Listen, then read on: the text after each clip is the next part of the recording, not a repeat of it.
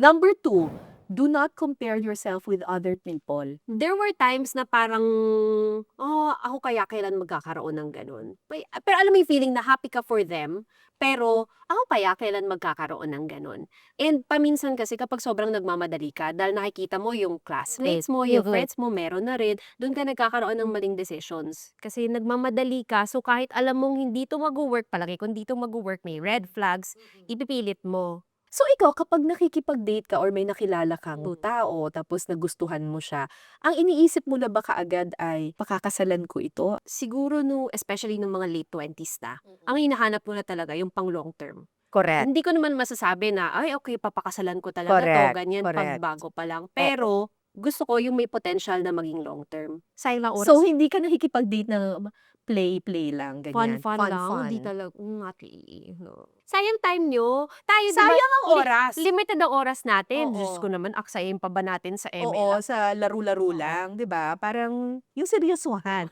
Unless super gwapo. Nagawa mo na ba yun? Nagawa ko na 'yan! Nagawa ko na 'yon, yung hindi siya matalino, wala kaming conversation. Pero pogi siya. Kaso lang sobrang pogi, gano'n. Siya naman ba nagbayad?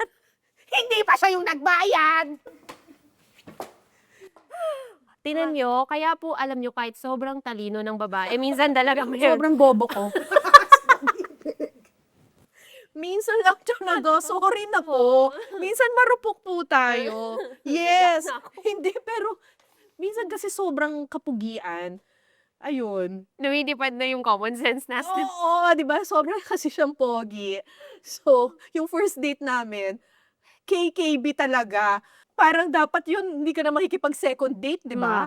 Kaso lang ang pogi talaga. Yung second date namin, siya naman ang nagbayad, pero wala talagang utak, te. So, paano titigan Pogi lang lang kayo? talaga, pogi lang talaga. Kaya hindi na ako nag-third date, di ko na kaya, hindi na kaya. Number 3, huwag pumatol agad na para kang mauubusan. Taasan naman ang standards. So, kasi minsan nga yung mga babae, dahil ayaw lang mawalan, parang sige na, kahit na alam mo naman.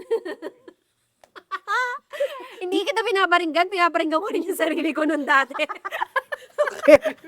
Parang mawawalan, okay. Oo. Kaya parang, kung halimbawa Taasan lang, ng standards. oo, kunwari, gusto mo ng lalaki na, for example lang, gusto ko may stable job, ganun, may Yes. stable career. Yes. Pero dahil, hala, baka wala na akong makitang ganun, na Mhm. faithful pa rin sa akin, so sige, ano na, kahit wag na.